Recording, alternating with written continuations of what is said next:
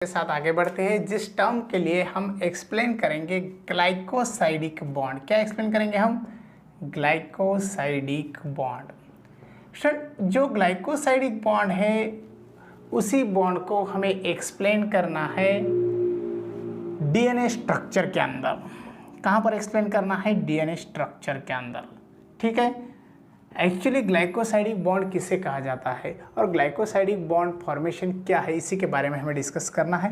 Student, हमें पता है यहाँ पर पेंटोज शुगर रिंग है। क्या है? Pentose sugar ring.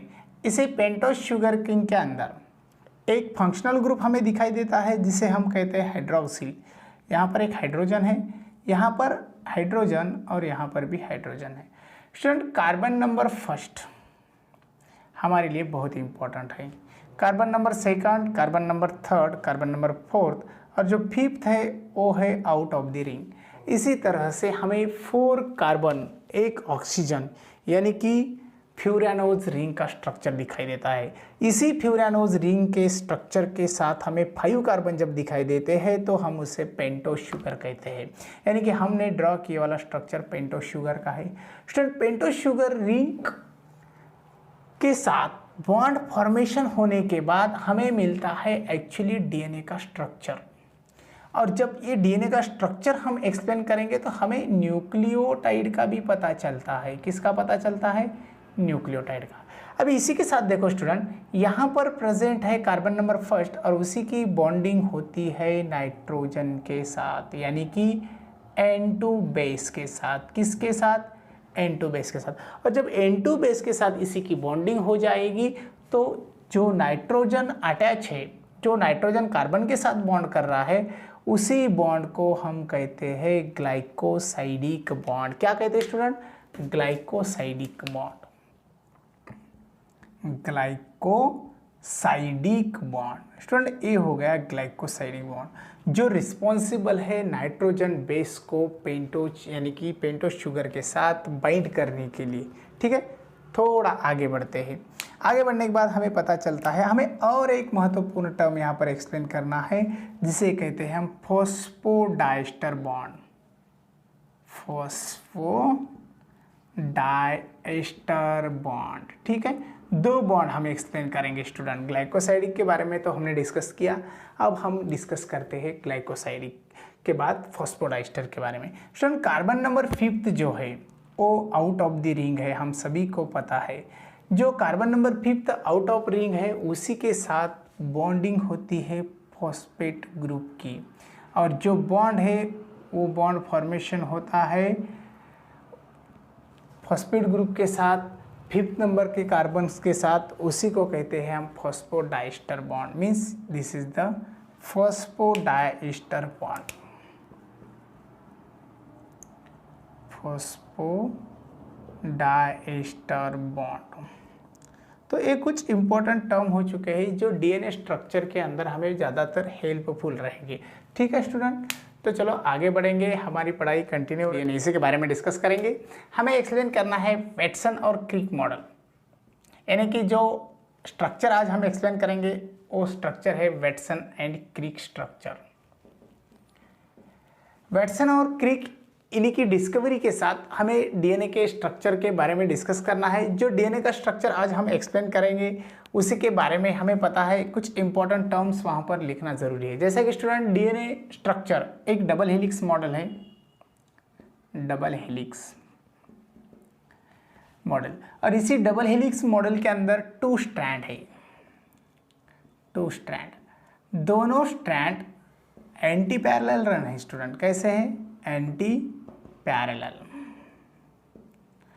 उसके साथ जो स्ट्रक्चर हम एक्सप्लेन कर रहे हैं उसी स्ट्रक्चर के अंदर हमें डिफरेंट टाइप के कंपोनेंट्स दिखाई देते हैं। उसी के बेसिस पर हम डीएनए को पॉलीमर कहते हैं। क्या कहते हैं?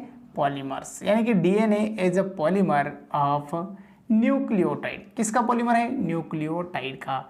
इसी वर्ड के साथ हमें और एक इंपॉर्टेंट इंफॉर्मेशन वहाँ पर मिलती है, जैसा कि न्यूक्लियोटाइड यानी क्या स्टूडेंट? न्यूक्लियोटाइड यानी कि it is a composition of pentose sugar, it is also composition of nitrogen base and also composition of phosphate group।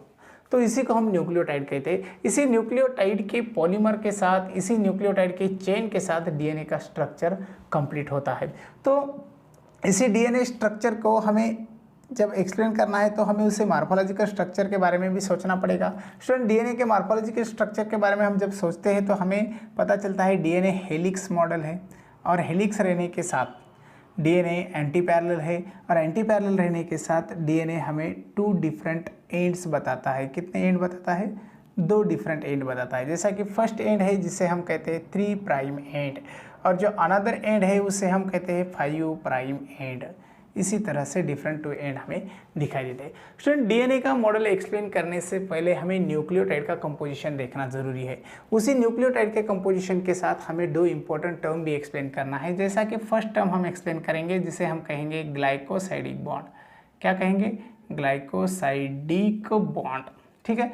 उसके बाद सेकंड एक्सप्लेनेशन हम यहाँ पर देंगे और सेकंड टर्म एक्सप्लेन करेंगे जिसे हम कहेंगे फॉस्फोडाइस्टर बॉन्ड। क्या कहेंगे? Phosphodiester bond. ठीक है। इसी तरह से 2 डिफरेंट बॉन्ड के बारे में भी हमें डिस्कस करना है। चलो थोड़ा आगे बढ़ते हैं। स्टूडेंट, आगे बढ़ते हैं जब इसी तरह से हमें पता चलता है एक्चुअली डीएनए का स्ट्रक्चर, जो डीएनए का स्ट्रक्चर है उसी के अंदर हमें न्यूक्लियोटाइड का पॉलीमर यानी कि न्यूक्लियोटाइड की चेन दिखाना पड़ेगी। उसी न्यूक्लियोटाइड को हम एक्सप्लेन करते हैं। तो जब हम न्यूक्लियोटाइड को एक्सप्लेन करेंगे तो हमें और इम्पोर्टेंट इन्फॉर्मेशन वहाँ पर होना बहुत ज़रूरी है। जैसा कि डीएनए के अंदर जो शुगर है वो है डीऑक्सीराइबोज शुगर। कौन सी शुगर है? Deoxyribose sugar. और यही डीऑक्सीराइबोज शुगर जो है उसी राइबोज शुगर के अंदर हमें फंक्शनल ग्रुप जो दिखाई देता है वो हाइड्रोक्सिल है, और उसी को भी हमें यहाँ पर एक्सप्लेन करना पड़ेगा। स्टूडेंट, उसके बाद हम और एक इम्पॉर्टेंट इन्फॉर्मेशन वहाँ दे सकते हैं, जैसा कि डीएनए स्ट्रक्चर जो है वो डीएनए स्ट्रक्चर एसिडिक नेचर का है। कौन से नेचर का है? एसिडिक नेचर का।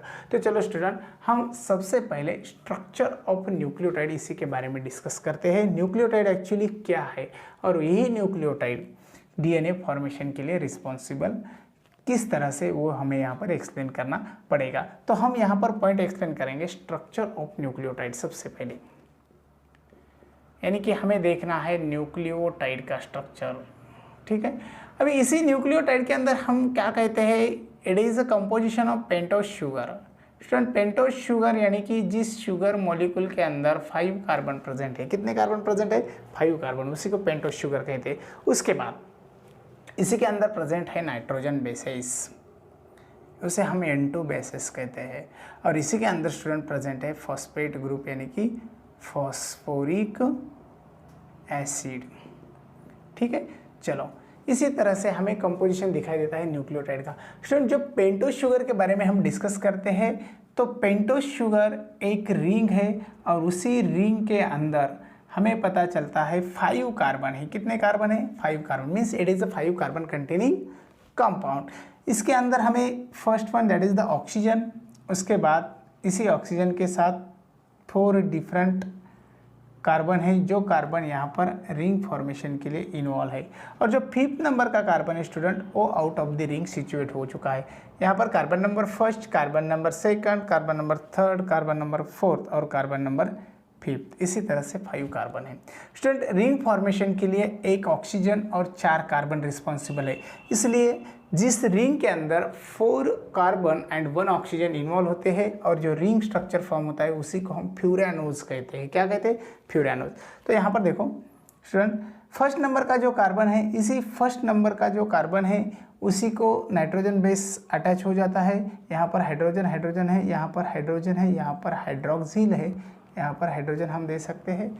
यहाँ पर भी वैलेंसी सेटिस्फाई करने के लिए हमें हाइड्रोजन वगैरह देने की ज़रूरत है, और यहाँ पर हम CH2OH भी दे सकते हैं। तो स्टूडेंट, एक पेंटोज शुगर रिंग के बारे में हम डिस्कस करते हैं। उसके बाद हमें पता चलता है फर्स्ट नंबर के कार्बन को नाइट्रोजन बेस है, और वही नाइट्रोजन बेस वहाँ पर ग्लाइकोसाइडिक बॉन्ड दिखाता है। कौन सा? Glycosidic bond. ठीक है। ग्लाइकोसाइडिक बॉन्ड के साथ नाइट्रोजन बेस वहाँ पर अटैच है। उसके बाद स्टूडेंट, यहाँ पर 5th नंबर के कार्बन को फॉस्फेट ग्रुप अटैच है, और वही फॉस्फेट ग्रुप की जो बॉन्डिंग है वो है फॉस्फोडाइस्टर। कौन सी है? फॉस्फोडाइस्टर।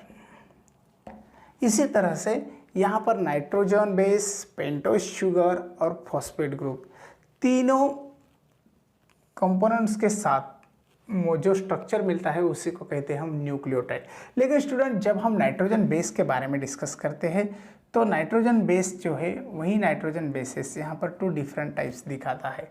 जैसा कि फर्स्ट है जिसे हम कहते हैं प्यूरिन्स, क्या कहते हैं, प्यूरिन्स। जो अनदर है उसे हम कहते हैं पिरिमिडिन्स, ठीक है। इसी तरह से स्टूडेंट प्यूरिन्स के अंदर एडेनाइन एंड ग्वानाइन यह 2 डिफरेंट बेसिस हैं। पिरिमिडिन्स के अंदर साइटोसिन और थायामीन, ये 2 डिफरेंट बेस है। उसके बाद में स्टूडेंट एडेनाइन जनरली बॉन्ड दिखाता है थायामीन के साथ और साइटोसिन जनरली बॉन्ड दिखाता है ग्वानाइन के साथ। लेकिन यहाँ पर जो बॉन्डिंग है एडेनाइन बॉन्ड्स विथ थायामीन, ये 2 हाइड्रोजन बॉन्ड्स है। कितने हैं, 2, और यहाँ पर है 3 हाइड्रोजन बॉन्ड्स। तो इसी तरह से दोनों रिस्पॉन्सिबल है डीएनए स्ट्रक्चर फॉर्म करने के लिए। उसके बाद जो स्टूडेंट हम फॉस्फोरिक एसिड के बारे में डिस्कस करते हैं तो फॉस्फोरिक एसिड हमें कुछ स्ट्रक्चर इस तरह से दिखाई देता है, जैसा कि यहाँ पर है हाइड्रोक्सिल ग्रुप, यहाँ पर है हाइड्रोक्सिल ग्रुप और यहाँ पर भी हाइड्रोक्सिल ग्रुप है और यहाँ पर डबल बॉन्ड O। इसी तरह से फॉस्फोरिक एसिड का स्ट्रक्चर हमें दिखाई देता है। इन्हीं स्ट्रक्चर के साथ हमें डीएनए का टोटली एंटी पैरेलल रन इसी तरह से स्ट्रक्चर दिखाई देता है, जो हम डिटेल में देखने वाले। इसे हम 3 प्राइम एंड कहते हैं, इसे हम 5 प्राइम एंड कहते हैं, यानी कि इसे हम क्या कहते हैं, 5 प्राइम एंड, क्या कहते हैं, 5 प्राइम एंड। इसी तरह से दोनों स्ट्रैंड एंटी पैरेलल रन है, वो हम नेक्स्ट टाइम एक्सप्लेन कर सकते हैं, जैसा कि यहाँ पर 3 प्राइम एंड 5 प्राइम। तो इसी स्ट्रक्चर को हम डबल हेलिक्स कहते हैं, इसे हमें डिटेल में एक्सप्लेन करना है नेक्स्ट वीडियो लेक्चर में। तो ये हो चुका है प्राइमरी इंफॉर्मेशन और structural information of DNA. Actually हम डीएनए मॉडल के बारे में डिस्कस करेंगे नेक्स्ट वीडियो लेक्चर में। Thank you all of you.